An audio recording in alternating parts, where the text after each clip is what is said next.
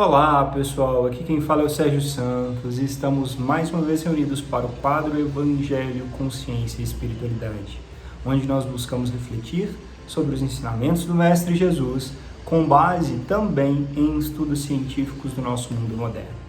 Para nós iniciarmos, façamos a nossa prece.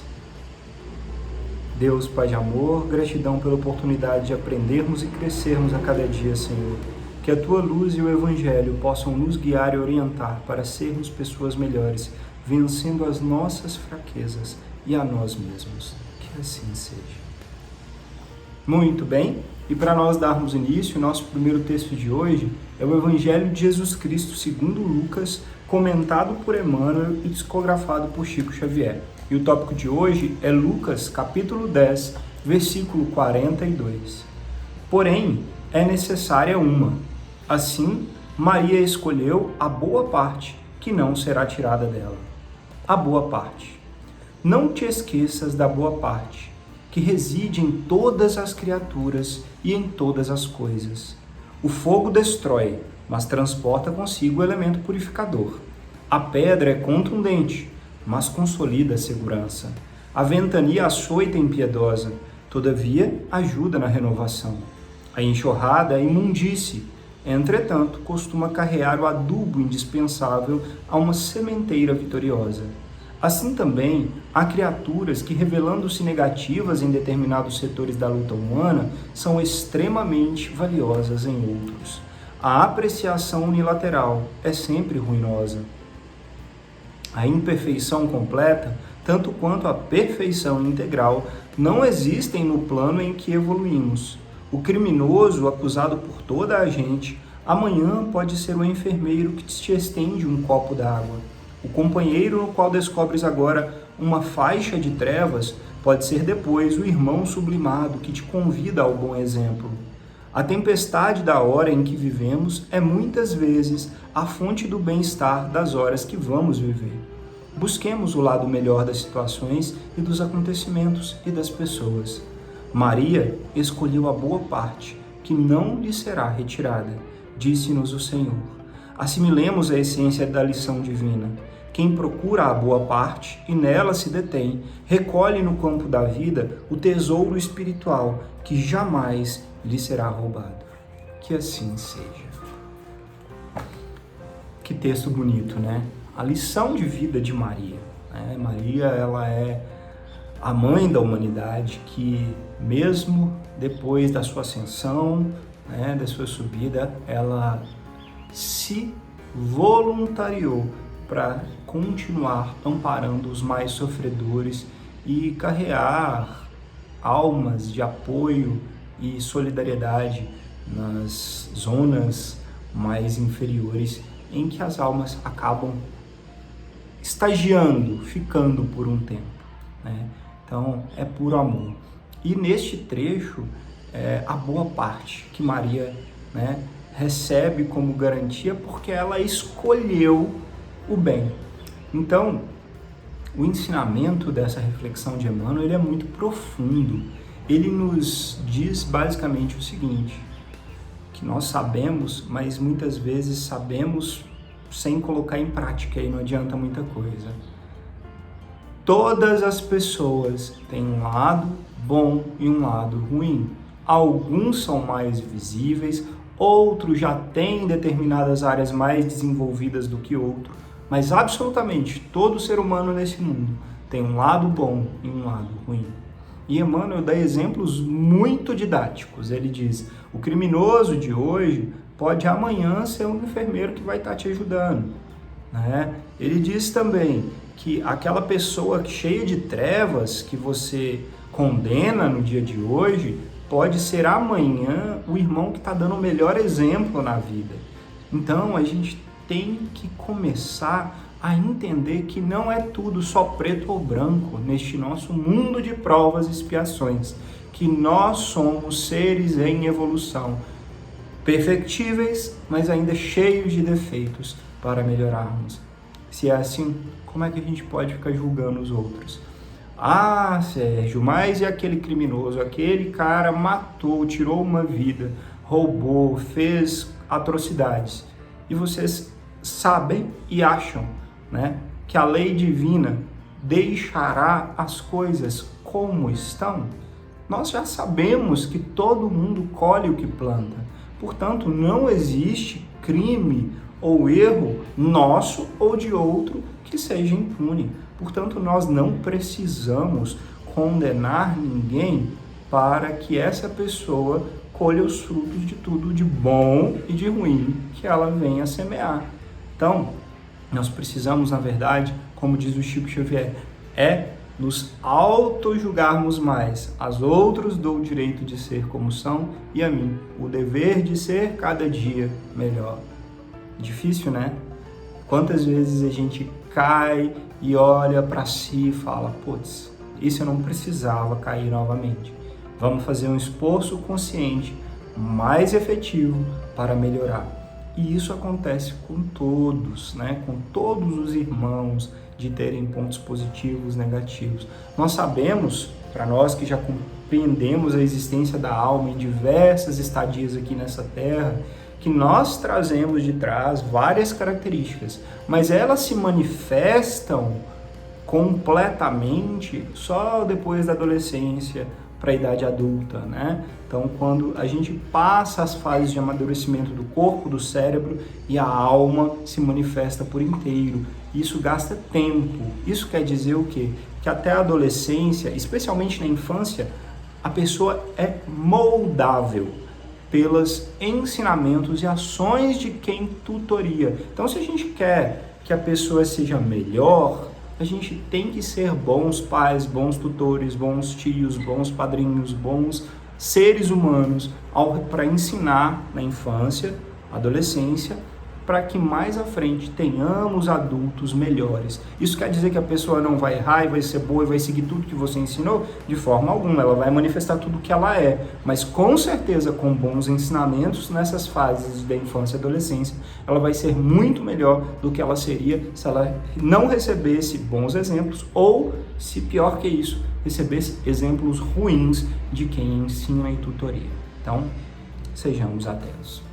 E dando continuidade nessa reflexão, hoje nós vamos ler o nosso livro querido, Alvorada Cristã, ditado por Neio Lúcio e psicografado por Chico Xavier. E o tópico de hoje é o tópico 17, a conta da vida. Quando Levindo completou 21 anos, a mãezinha recebeu-lhe os amigos e festejou a data e solenizou o acontecimento com grande alegria.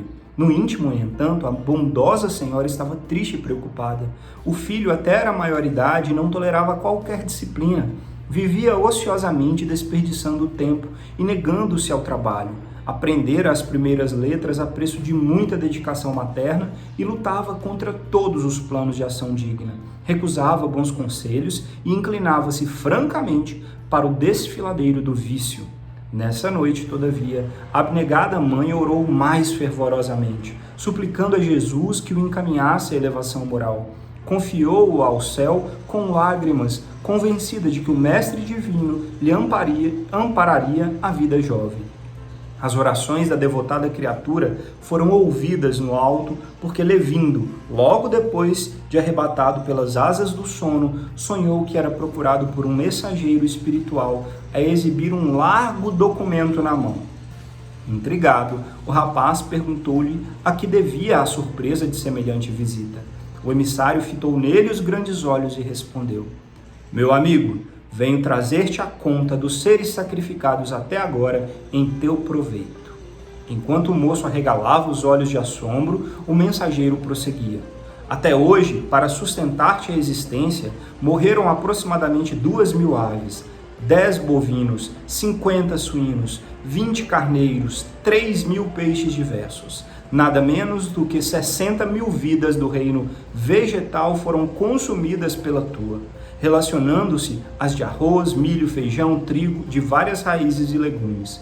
Em média calculada, bebeste 3.000 litros de leite e gastaste 7.000 ovos e comestes mais de 10.000 frutas. Tens explorado fartamente as famílias de seres do ar e das águas, de galinheiros e estábulos, pocilgas e redis. O preço dos teus dias nas hortas e pomares vale por uma devastação. Além disso, não relacionamos aqui os sacrifícios maternos, os recursos e doações do teu pai, os obséquios dos amigos e as atenções dos vários benfeitores que te rodeiam. Em troca, que fizestes de útil?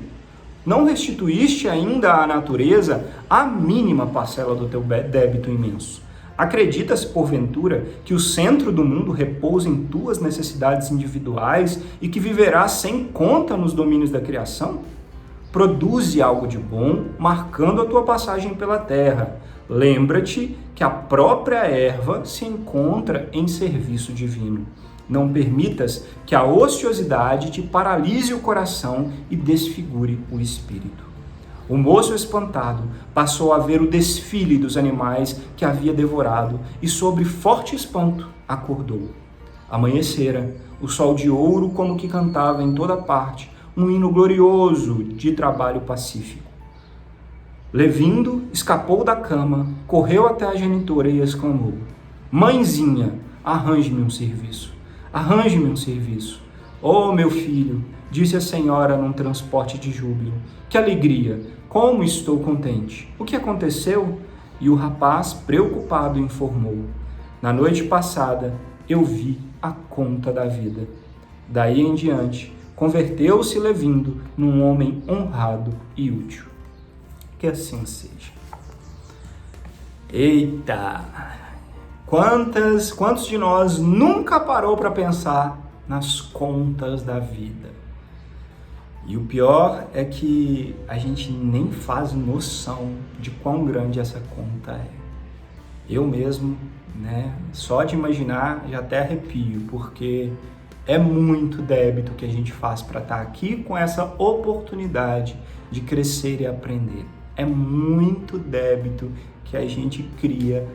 Quantos milhares de animais, de plantas se sacrificam, entre aspas, na verdade, nós forçamos a se oferecerem a nós para que possamos continuar nossa existência na carne, aqui na matéria. Quantas pessoas abnegadas, desde o preparo da nossa encarnação, trabalharam para nos dar essa chance? Quantas pessoas amorosas nos cuidam, nos tutoriam, nos amparam para que possamos aprender e sermos melhores?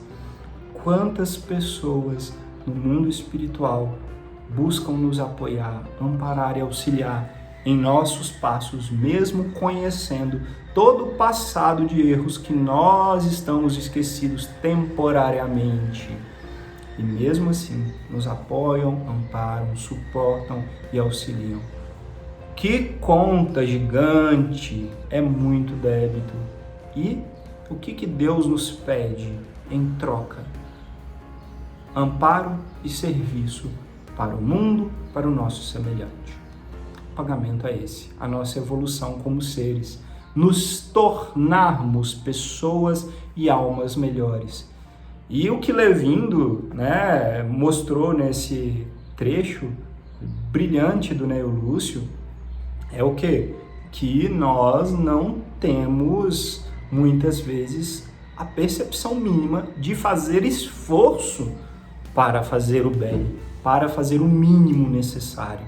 Então, a mãezinha abnegada, orando com muito fervor, uma mãe de amor, foi ouvida, arrebatando as portas do céu, com a sua oração, para que essa intercessão chegasse e o filho fosse amparado tão vivamente.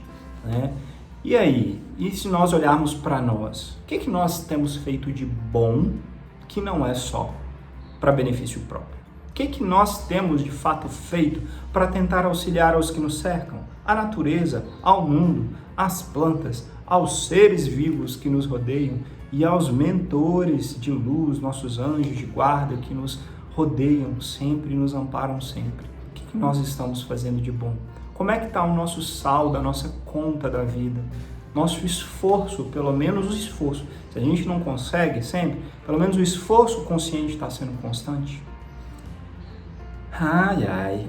Nós temos que realmente refazer essas contas com mais frequência para, de fato, conseguirmos fazer o mínimo necessário que foi planejado para a nossa existência aqui neste mundo, nessa matéria, nessa carne, né?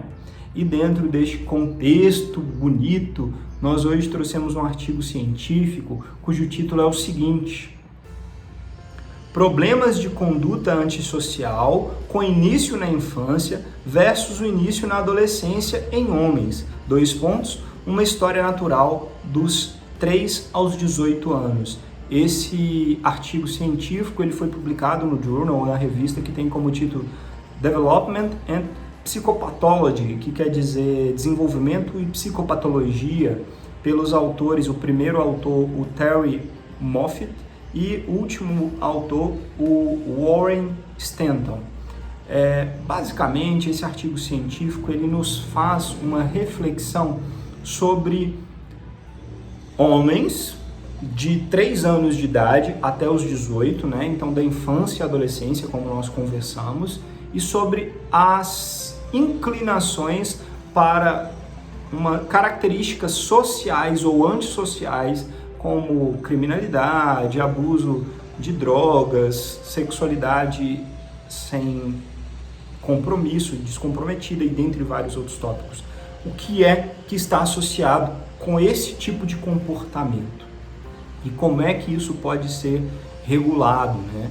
Então, essas pessoas que foram acompanhadas, esse estudo mostrou que lá nos 3 anos já existe sim, quando é criança, características, né, de antissocialidade que começam a se manifestar, mas que o trabalho social, familiar, parental, durante o período da adolescência e da infância, é que fazem essa pessoa ter uma maior ou menor chance de, quando chegar da adolescência aos 18 anos na vida adulta, tenha chance de sair dessa vida antissocial e se tornar sociável, né, trabalhador, esforçado, ou não, ou permanecer neste caminho antissocial.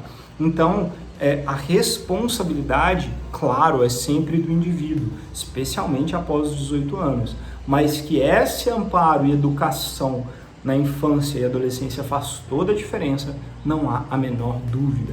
E que se, né, os pais dão exemplos, agem de uma maneira antissocial, né, ou criminosa, prejudicial, os filhos tendem a andar por esse caminho mais fortemente, né?